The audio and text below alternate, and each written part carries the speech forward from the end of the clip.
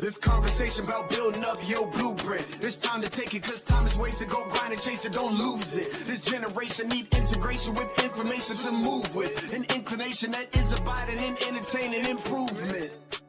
Blueprint Nation, what is going on? All right, how are you feeling today? We are rocking and rolling on this Wednesday morning. To tell you the truth, I need to start labeling the episodes because I don't know if we're in episode number 55 or 65, but I'm going to get with my assistant and get with that. So, but let's just say now, welcome to episode 55. But for now, man, I'm super excited about today's guest. My guest today is going to go ahead and share with you guys not only his expertise behind finances, but he's also going to share on the other two F's that I feel a lot of people need to be aware of, and that's faith and freedom as well, too. All right. So we're going to cover these three F's right here today. My guest is the founder of Flames Financial Planning. He is going to go ahead and break down all about the importance of getting those three F's together. He's left the corporate matrix, ditched the old commission model, which we're going to talk about. We're going to go ahead and drill him on that. And he's built a mission-driven firm that puts faith and freedom over commissions and fluff. All right. He's a family man, Iron Man, okay, as well as a certified financial planner who's flipping financial planning on its head today. Listen, let's get ready to unpack the real blueprint to wealth with purpose. Let's go ahead and welcome today's guest. Let's welcome Joel Miller to the show. What's going on, Joel? How you doing today, my friend? I am doing so well. I am just thankful to be here. I'm proud of all of you guys for listening in. Thank you. Thank you. It's honestly my pleasure. It's my privilege. I am so excited to just raise financial literacy in America. So that's what we're going to do today. We have an awesome, amazing show. So buckle up because you're going to hear some cool stuff today. Oh, let me drop the bomb on that. Okay, that's what I'm talking about, Joel. I love it. I love it, my friend. Well, listen, I tried to give you the red carpet intro, you know, with the audience and everything like that. So right now, some of them may be at the microwave grabbing some popcorn and everything like that. But as they're sitting down on their seats, get ready to go ahead and tune in. If you could share with the audience, hey, what's a little bit about your background, a little bit about yourself? Who is this Iron Man, Joel Miller? Wait a minute. That Wesley talking about, okay? Half Iron Man, half Iron Man. Someday I will be an Iron Man. Someday I will complete the entire race. But right now in this current phase of life, I'm loving being a half Iron Man. So you did such an awesome job. Tony Stark, let's do it. Thank you for the introduction. You're welcome. If you guys don't know me, I am Joel Miller. I am a founder and CEO of Flames Financial Planning. But my life is so much more than business. It's so much more than being a CEO. I am a husband. I'm a father of two incredible boys, Parker, Brady, and I love to get outside and stay active. I love to push to limits that we didn't think was possible. So this is motivation for you in any area of your life. Go do things that you didn't think you could do. Set goals outside of the reach that you didn't know was going to be possible, because that's how you unleash your best self. If you think you can do something, push it a little bit further. That's how I've tried to live my life for the last few years. And that's what's led me to completing these half Ironmans. That's what led me to quitting my job and launching my own financial planning firm, because I knew it was going to be hard, but I knew I had the capacity within me and the drive to get done awesome, amazing stuff. So go make memories, go do cool stuff, and go leave a legacy, because life is short. So take advantage of it. Absolutely. I love it. I love it. I love it, man. You're setting the stage already, you know, and if I'm not mistaken, you left a pretty illustrious firm and career, right? If I'm not mistaken, you were Vanguard, if I'm not mistaken, right? I started my career at Vanguard. Very thankful to work for one of the biggest and best in the industry. They taught me everything, and I loved working for them because I agreed with Vanguard's mission of bringing down the overall cost of investment products to everyday Americans. So my heart and soul was with them. I believed in them. It didn't work out for the long term. I had bigger aspirations. I knew that I could do more. And I lived in Charlotte, North Carolina. If I wanted to continue moving up and hit different ranks there, I would have had to physically move my family to Pennsylvania. And that just was not going to be in the cards for us. So I knew it was time to go a different direction. I left Vanguard and I went to a startup that introduced me to this concept of flat fee financial planning. I had never heard of it. It was That's very different, right? new That's not years the ago. typical And I was like, well, business wait a model. minute. What makes that different, or what makes that better than Vanguard, who charges affordable or low cost AUM financial planning? If you guys don't know, there's typically Right. two most common ways to get charged with a financial planner. It's either an AUM percentage, which has these really high minimums, so you have to hand over $500,000 or $1 million to work with them. Hold on one second. Just to educate the audience, what does AUM stand for? What does it mean? Assets under management. Okay. So most financial advisors are going to want you to hand over $500,000 or $1 million in assets like cash or your investment accounts. So that way they're willing and wanting to partner with you, and that might charge you a typical average fee of 1% on the amount they're managing. Understood. So and this is how Wall Street, all of the Fidelity, all of these big brokerage investment firms, they work, is basically you give them a certain amount to be able to go ahead and invest in your behalf, and they charge you a commission based upon their performance or the amount that you give them. Am I correct? Correct. Yep. So it's very typical to be charged 1%, or you can honestly meet with a whole lot of different people and try to find lower or different percentages. So that was one of the things I loved about Vanguard, was that they charged 0.3%, which is so much lower than the industry average. And I thought that's what I was going to do for the rest of my life. Come to find out, if you continue to work hard, I do think good things will either come to you through whatever direction. So continue to work hard and see where that takes you. Where that took me was to a different startup that introduced me to flat fee planning. So it was a flat rate. It did not increase. It did not go up as your assets under management or as your wealth increased. So this was like a very new, crazy concept to me that got introduced after Vanguard. Wow, that's strange now, because obviously, this is a business model, with Vanguard and other big boy giants and everything like that, the traditional conventional model that's been working for them for quite some time, up until this point. Now, going into this flat fee management, that had to be a shock for you. How was the adjustment period, which ultimately we're going to get into the discussion? That's how you started your firm and everything. So how did you take it in when you first started with this startup? Yeah, it was definitely like a hard pill to swallow. I'm like, all right, this is very new. I don't really understand this. And I dove all in. I fell in love with it. And that's where I was inspired to start my own business, because I'm like, I like this way more. It doesn't make sense. It's a broken formula, but it's always existed that way. So I'm on a mission to bring more flat fee planning to more people. And I hope that we get to watch the changing of the guard. Right now, 90% of people charge an AUM percentage. 10% charge a flat fee, or maybe something similar to that, like an hourly rate. I think every year we will continue to watch those percentages shift, because flat fee planning, I truly believe, is the future for most people. Really? So now let me ask you, with your firm, is there's any commissions attached to it? So, what if you're able to get extraordinary returns for your clients? There's nothing additional on top of it aside from the flat fee that you charge? There are no commissions. So that's one of the two things that I pride Flames on most, is flat fee planning. So your fee does not increase as your net worth does, and fee only planning.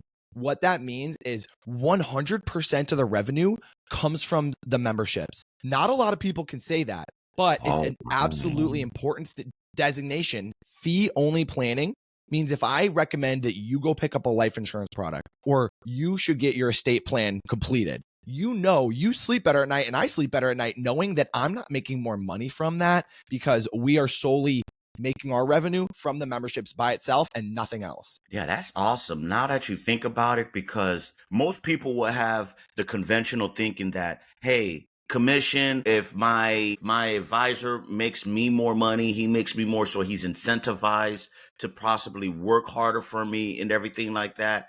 But also that could be detrimental, right? Because if he's not making any money, I still have to pay these hefty commissions and everything like that. Sometimes it may not be beneficial for him to even sometimes work in my best interest. But flat fee planning, like you said, this says that, hey, okay, this person is always going to be he's going to make the same amount regardless, no matter, right? And therefore, 9 times out of 10, Yeah. is the best approach. And again, and also I like the fact because most people, which we're going to talk about in our furthermore, most people are uneducated on financial literacy, right? Financial literacy involves a big aspect of investing. So with your flat fee planning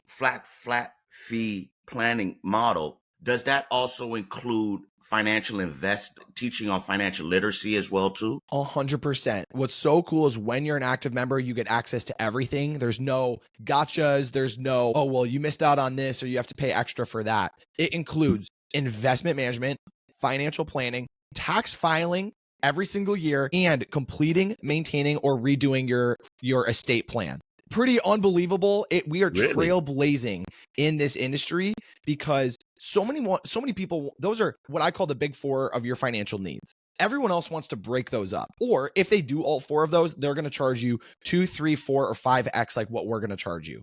So what I'm trying to do is say, hey, you want to work with a financial planner, you can afford it, and you don't have to go hire 3 different companies to get those big 4 completed. Wow. So you're serving, not selling. I love that, man. You are really serving. And typically, what's the cost? What's your typical monthly membership cost for somebody to be able to go ahead and join your firm? Just, so to educate the audience here. Yeah, absolutely. So right now the cost is $250 a month if you're single, $300 a month if you're joint. Wow. That allows us to Affordable. work with people that it's not what I tell people. It's not cheap and it's not expensive.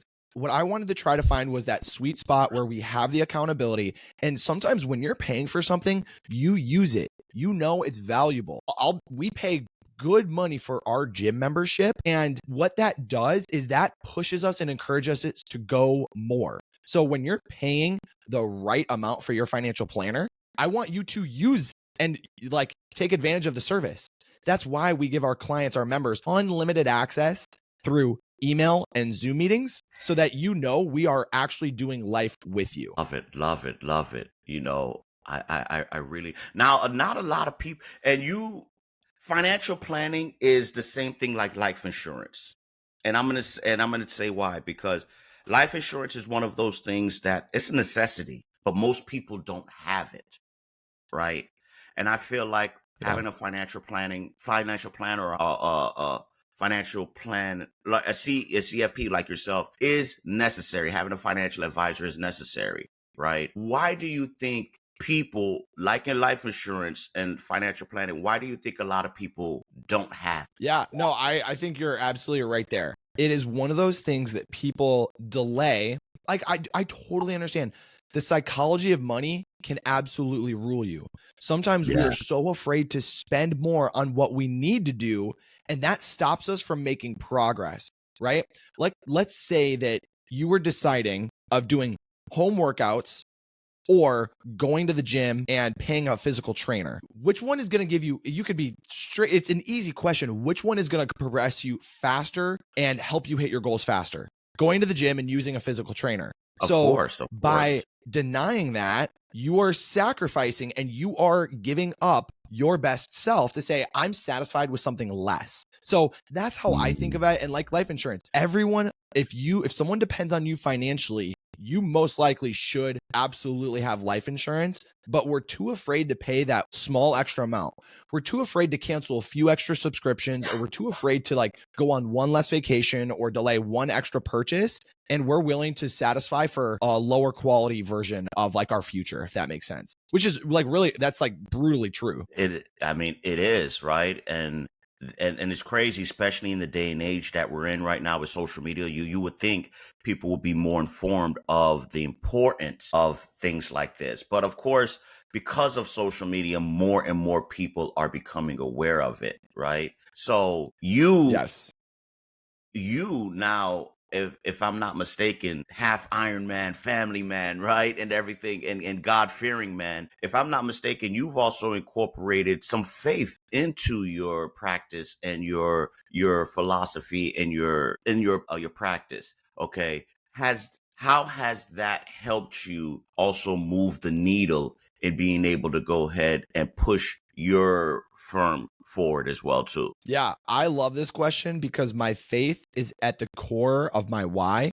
It's why I do everything that I do. It impacts every decision that I make. And it feels so good to run a business that is biblically founded, has biblical principles, and utilizes biblical wisdom. And I think of it very often as like Chick-fil-A. Chick-fil-A is biblically based, biblically founded, but it's not getting shoved in your face, but everyone still goes and they support that, and you feel it.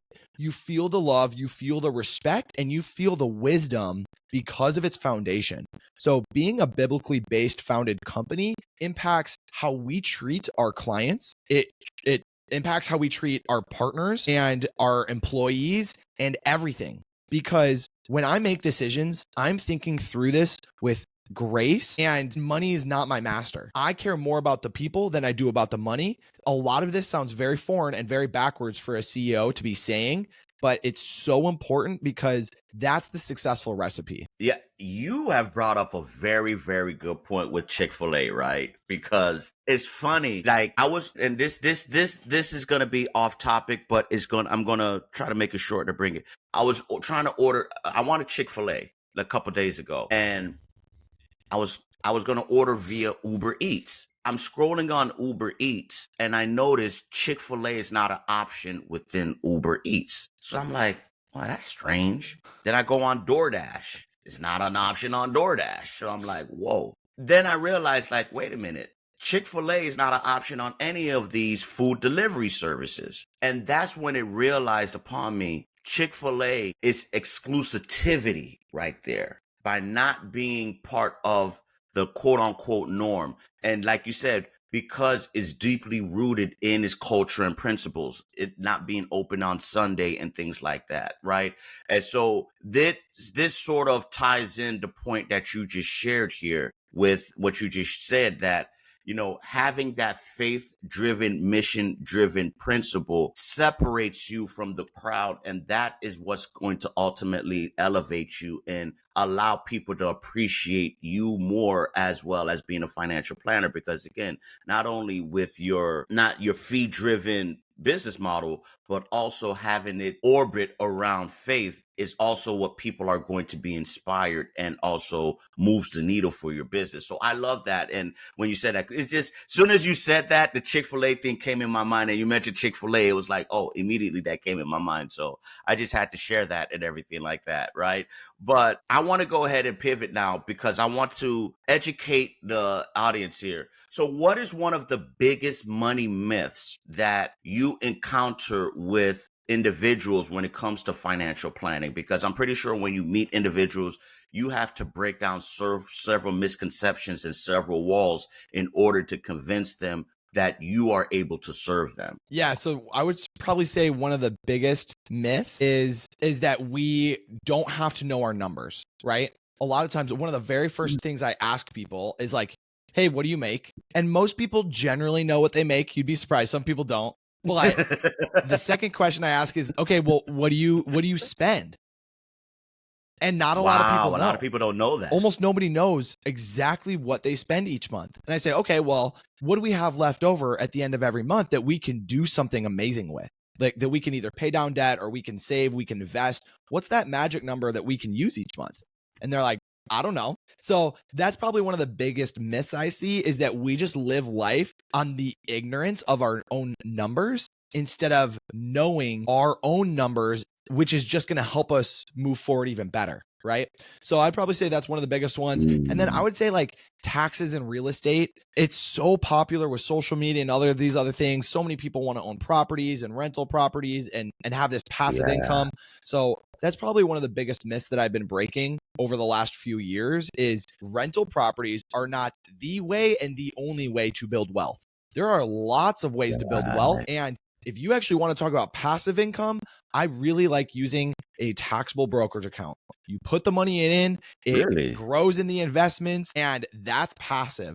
So I love educating people and talking to them about rental properties, about dividends, about filing your taxes, all of these sort of things. I get to like play a role in teaching them about those subjects. You just brought up a very a hot button right there, because I agree with you. Real estate is not the number one. Rental properties shouldn't be used as for income, passive income. It should be used as a piggy bank for retirement, you know? And most people are unaware of that. It is a way to still gain wealth, but most of the part, it should be used as towards retirement. But if you could break down a little more about the a taxable brokerage account as the best way to be able to go ahead and earn income, because you've turned on the light bulb for a few people when you said that there. Yeah. So I'm big into investment accounts. I don't own any rental properties. I have my primary home and I have all of my accounts. So I have a 401k, I have an IRA, I have a non-retirement taxable brokerage account. This is personally my favorite way to build wealth because I sit back, I make the contributions, I invest it well, and I watch the change over time. I don't have to go help any tenants. I don't have to fix any toilets. It doesn't take any time. So for me and my blueprint, that's how I want to build my wealth in addition to like my business that I'm running. But a lot of people get either tricked into believing that rental properties is the only way to do it. So then you put yourself in a worse position or an uncomfortable spot to try to fit someone else's goal and someone else's plan into your life if that might not make sense for you. No, that makes sense. And I've had a few financial planners come on, and they've advocated the importance of being able to invest in these accounts, right? Because there's ultimate tax loopholes and strategies and if I'm not mistaken, the market, particularly like the S&P 500 and everything like that, over the course of time, it has outperformed real estate, if I'm not mistaken, right? Yeah, there's some pretty crazy correlation. And when you're able to look at the differences in returns of that or buying real estate or rental properties or having income from putting people into a house, I know for a fact which one takes less time, or I know for a Right. fact which one is more stressful. I would probably Right. say the actual returns probably depend on a few external factors like timing and so many other things.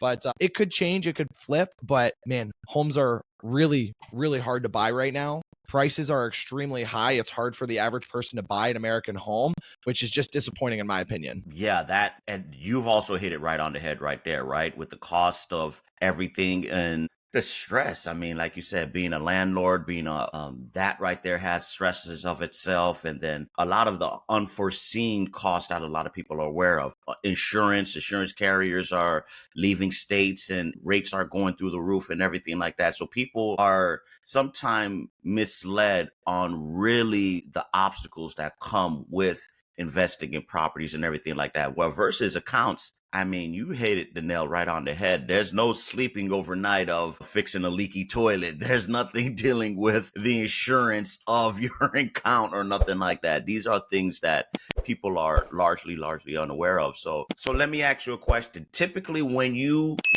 onboard a client, all right, how long do you usually work with them on average before you're able to go ahead and get them set up and they're on autopilot to be able to start seeing some, I wouldn't say substantial, but at least they're able to go ahead and start seeing Sure. some benefits within your program? Yeah, that's an awesome question. I would say the magic happens fast. I tell people we hit the ground Okay. sprinting because we do so much in the first 2 to 3 meetings. So every single client gets at least 2 to 3 onboarding meetings to figure out what are our goals, what do we need to do, how do we get started. Maybe we have to break some of those myths. Maybe we need to build up more of that trust. So you Okay. see immediate impact and you get access to the softwares on day one. On day one of your membership, we start opening and moving accounts. We start the financial planning process. You get access to your estate planning software. So you do see immediate value, immediate return and value in the service. And then typically after we have 2 or 3 meetings, it's like, hey, all right, we've got you set up and running. You're on autopilot right now, which is a great place to be. That's not a bad place. That's a good place to be. And then we just continue to do life with each other. I want to be speaking to my clients at least every 3 months, if not more. Even if it's a Okay. quick, hey, hello, how's it going? I was thinking about you. Is there anything I can do for you? Please don't hesitate to reach out to me. We should at least be exchanging emails every 3 months, because that's how often I think you should talk to someone that you're walking through life with, right? If not more. Yeah, So that makes my sense. clients, Yeah. they'll typically reach out if they get a big bonus or a big paycheck, or if something comes up, if they have an impromptu question. But what I love most is we're not pre-scheduling meetings in advance. A lot of financial planners will put you on the schedule 3 months, 6 months, 9 or 12 months in advance. What I've found is Mm. that's not actually what clients care about. What they do care about is getting in touch with you immediately when they need you and when they have a question. So that's how I run this business. Is we are a quick email away. If we can't handle your question via email, here's my calendar. Jump on and let's meet tomorrow or the next day or next week. I want you to see lots of availability so that you know I will get immediately in touch with Joel the moment that I need him. Wow. And that's super dope. And I like that because you're basically you get them set up and after that it's just maintenance after pretty much. Yeah, just staying on top of. And I'm looking at your website now and your services includes investment management, retirement planning, estate planning, which that's a big one. Setting up a will for individuals if they need a trust, whatever the case may be. Tax planning and filing, another big one. So you're making sure that they're on top of the insurance analysis, navigating life challenges. So you're really, really knocking down everything with your clients here. So typically, let me ask you, when a client signs up with you, is there anything that they need to do? Is it everything you put in a box? You handle everything. So there's nothing else they need to worry about if they enroll with you. Is that what I'm understanding here? Yeah, I would definitely say that's the goal. The goal would be that once you're an active member, hey, the way I like to describe it is we're in a car. I have control of the steering wheel, but you're right there with me in the passenger seat. So I hope that's the goal on a road trip, right? The goal of a road trip is to get to the highway. So you have some turns, you have some changes, you have some action items. There are things you need to do. You get to the highway and you set the cruise control on. So I have control of the wheel, and I'm driving and I'm making sure that your financial future is taken care of. And that means you get to get something else done. In the passenger seat, you could read a book, you could take a nap, you could watch a movie. Your finances should still be aware in your mind, but I hope they are not the most and biggest stressor of your life anymore. So you could say, hey, I have a quick question for you, and I can answer that for you. Or you're like, hey, how is this doing? How's that going? And I can answer for you right away. That's how I envision going through life with each other. It's like, hey, if you still have a question, I'm either going to teach you what I'm doing, or I'm going to educate you on the process, or I'm going to just do it for you if you ask me to. So all of that sort of stuff, because life is already so hard. Life is difficult. Life is fast. Careers are hard. Being a dad is hard. Being a spouse is really hard. So I'm thankful that I can take one thing off of your plate so that you have extra capacity to do more about what you love and what you really want to spend your time doing. I just read an article in the Wall Street Journal today, and it's funny because I usually go through the paper and one of the articles are saying how Americans are investing less in their 401k now, right? And one of the headline paragraphs is typically is recommended by financial planners and financial experts that you should be saving anywhere from 13 to 15% of your annual income into your retirement accounts, your 401k, you're saying. Is that true? Do you believe that? Or also do you teach that to your 100%. 15 to 20 is my really expectation of what I want to try to be hitting. And I don't see it often enough. I wish I could come in here and say, yeah, we're hitting that. We're doing good. If we were doing better, then I probably wouldn't need to work as hard. But that's why I'm working so hard, is because we are not there yet. We have not achieved financial literacy yet. We are not doing well. So someone needs to step up and say, you can do better. I expect better from you. I want better from you. And that's what we're all about with the accountability and setting goals, especially when we get to work with a younger generation. A lot of my clients are in their 20s, 30s, or 50s. Most people don't have a financial planner until maybe their 50s or 60s. So I hopefully can grab a hold of that younger generation and saying, I expect more from you. I know you can do better, and I'm going to help you hit your full potential, because it's hard to do that alone. Right. And I agree with you. And and challenge me if I'm wrong here, because I want to, I want your thoughts on this. One of my previous guests, we talked about how a lot of the fear or roadblock a lot of people experience in wanting to get in investment accounts is because it's like life insurance. Life insurance, people are afraid to get it or invest in it because they think the benefits comes after death, right?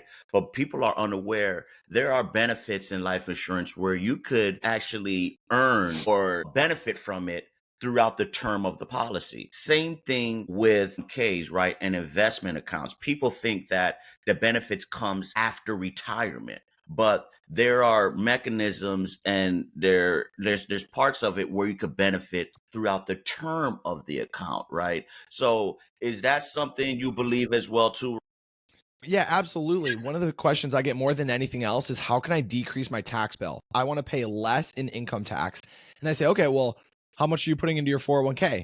And they'll typically reply like 3 or 4%. I'm like, Right. all right, well, you want to see a cool trick? Crank up your 401k and watch your tax bill decrease. So here we go. We just knocked out two birds with one stone. You put away more for your retirement and you paid less in income tax. We just solved all of our problems right there with a Right there. 1K contribution increasing. So I absolutely agree.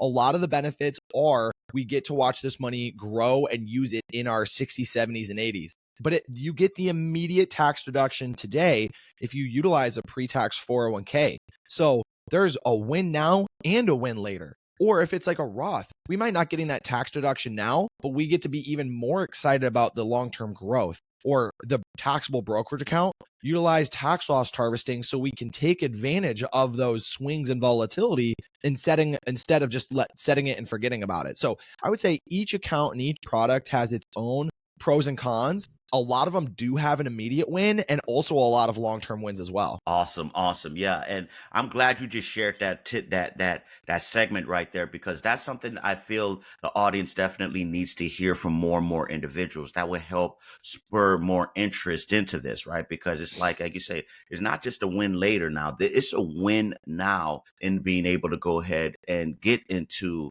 financial planning. This is something that could benefit you immediately from day one, especially when it comes to taxes. As I tell people right now, taxes is going to be your biggest expense in life. So if Yeah. you can be able to take advantage of it, that's beneficial all the way around the board, right? Absolutely. Even just, I think to a conversation that I had yesterday, and we are able to significantly decrease, we're talking big numbers.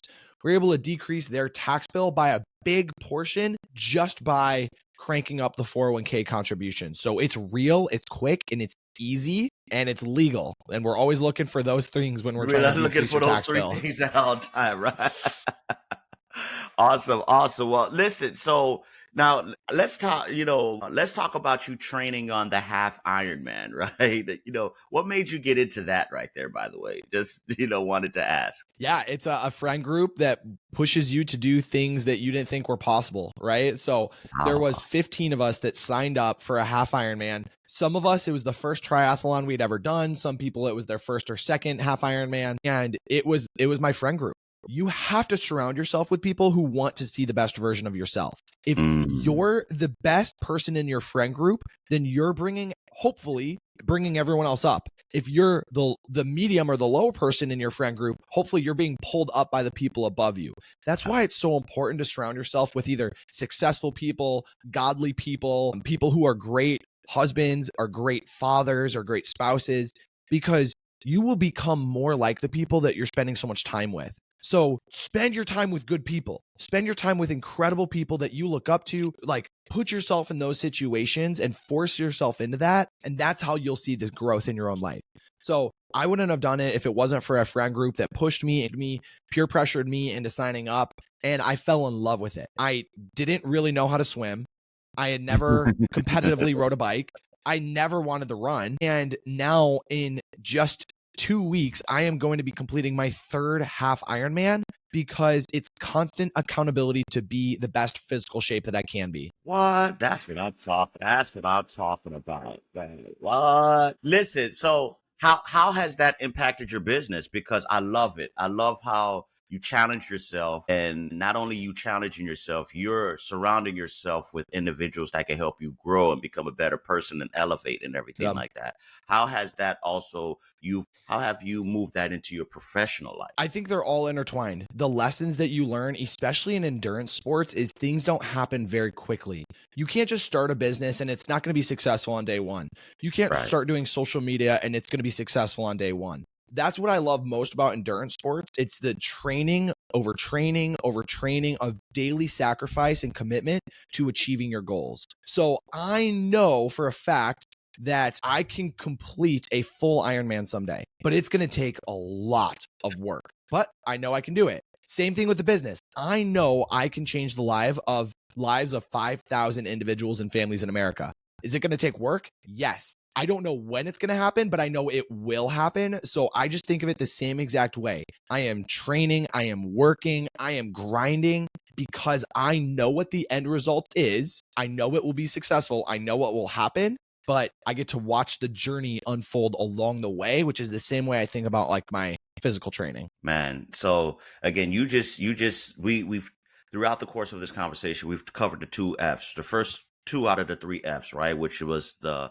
finances, the freedom, and now we've talked about the fitness. And now to tie it all together, when it comes to the two F's of fitness and finances, right? What are some of the early warning signs individuals should look out there? What are some of the early warning signs that you want to educate the audience that if you're noticing this right now, you need to come connect with me, or even not with me, a financial planner in general, to get your life in order? Yeah, I would say one of the biggest things, this is a good problem to have. If you have excess income that you don't know what to do with, if you're like, hey, I'm making great money, maybe I got a good promotion, maybe I got a really good bonus, or maybe I switched jobs and I have if I have excess money that I don't know what to do with, that's a good problem. And it's probably time to bring in a financial advisor. That's a great sign. And you're ahead of a lot of people. So way to go. Congratulations there. And I would say the other warning is stop comparing yourself. It does not matter what Joe Schmo is doing. It does not matter what someone else is doing. If I tried to compare myself to maybe some of the better, more athletic, fit people who do this sport, I'm only hurting myself. Use it as motivation. Use it to push yourself. But if it stops you from completing your goal, then it's not worth it. So stop comparing your finances. Stop comparing your physical fitness. You're on your own journey and you can make your journey whatever you want to make that. But comparison is going to steal your joy. And I get that question all the time. How am I doing compared to the average 30-year-old? How am I doing compared to someone else in my exact same life stage? It does not matter what you did for the last 10 years. What matters now is that this is the catalyst for change. This conversation, we are flipping the switch. We are doing something different now going forward than what we had done in the past. So I hope that maybe it's this podcast, maybe it's a conversation with me, maybe it's a conversation with someone else, but you need to write your own financial journey and your own freedom going forward. Don't take someone else's success. Don't take someone else's story or someone else's financial plan and try to fit that into yours. Because most often we are naturally sinful, jealousy, greedy people. Greed comes easy. That's natural. What is hard is using wisdom to go forward. So a challenge for everyone out there, if you're trying to just make a general improvement to your life, if you want to live a better, happier, more fulfilled life, take June, take July, take August, read one proverb every single day of the month. That will teach you what it is like to be wise. So Proverbs 1 on, let's just say July 1st or August 1st. Proverbs 2 the next day, and just do one per day. And I guarantee you won't regret it. And if you loved it, do it again. And do 2 months in a row of one proverb each day, and you will learn so much. Wow. That's powerful right there. And it's so true, because not only that, you know what that ultimately is going to instill? Discipline, which I believe that's lacking from a lot of individuals, because it teaches you a habit to be able to do something, reading that proverb, which now it makes it a lot easier to incorporate financial discipline, emotional discipline, and all of these other things that ultimately help you build a better and more successful life for yourself. So, okay. Now, as we're ready to wrap up the show and everything like that, Joe, because you've given a lot of great gems with the audience, and I want to give you some time to be able to connect with the audience more and they could connect with you. Is there's any last piece of advice that, because here in the Blueprint Show, we like to give the audience the blueprint to success, right? What is one piece of advice you could share with the audience, whether it's in general or when it comes to estate financial planning, that you would recommend to be able for them to build their life or financial blueprint? Yeah, I would say start now. Start small, be consistent, and grow. Either grow by yourself or grow with someone else. You need to get off the couch and you need to go for a run. Even if it's slow, you need to go for a run. You need to get your investment accounts open and get the automatic contribution going, even if it's small. You need to start doing these things instead of talking about these things. You need to start doing these things instead of like watching someone else do these things, right? Most millionaires are actually self-made by just using their 401k. Most people didn't get lucky. Social media, it makes it feel different because social media is Are like, you serious? Yeah. Like what? this doesn't feel like a real statistic, but most millionaires did it through disciplined, long-term investing in their 401k. So you can do that. You can be a millionaire, but it's going to take time. It's a marathon. It's not a sprint. So set up the accounts, set up the automatic investing, live a disciplined life, and live below your means. Wow. You just brought up a great point because I've heard that. I've acted surprised because I want to be, I'm trying to build the effects for the audience, but I've heard that statistic before because most people think it's different. Oh no, it's real estate that created the most millionaires and built the most wealth. But no, they're not thinking the average millionaire. We're talking about when it comes to 401k, we're talking about the people that's from the Home Depots of the world and the Microsofts of the world and everything like that, where they invested in the companies, invested in the 401ks, that these are the hundreds of thousands of millionaires through generations that's been minted because of investments. And you are correct, as it is true. And as a matter of fact, I read an article several years ago from the famed investor Peter Thiel, how he was able to go ahead and build billions in wealth through using investment accounts like 401k and Roth IRAs to be able to build wealth for himself. So I'm glad you shared that, because you further emphasize how these investment accounts, although not overnight, it is the most typical and common way to build a 7-figure earnings for yourself. So I'm glad that you shared that. Awesome. Well, listen, the audience has been educated. Okay. They've been entertained. Like, in the great movie of Gladiator, the line has been said right there. I'm pretty sure they want to be able to connect with you. They want to be able to find out how they can get with your firm, especially knowing that you're not going to be charging all these hefty fees and commissions with one flat price. They could be able to join your firm and you'll be able to get them on the right track. How can they connect with you? How can they be able to get more information about yourself, as I'm pretty sure a lot of people are interested at this point? Absolutely. If you felt challenged, if you felt moved, if you were looking for a sign, guess what? This is it. So we would love to meet you. You can go to flamesfp.com and use the link for a complimentary introduction where we can get to know you, hear more about your financial journey, and see if the membership is a great fit. We want to help you financially, not hurt you financially. So if it is a great fit, we would love to take those burdens and responsibilities off of your plate onto ours, and we would love to serve as your financial planner. So go to flamesfb.com to learn more about a membership.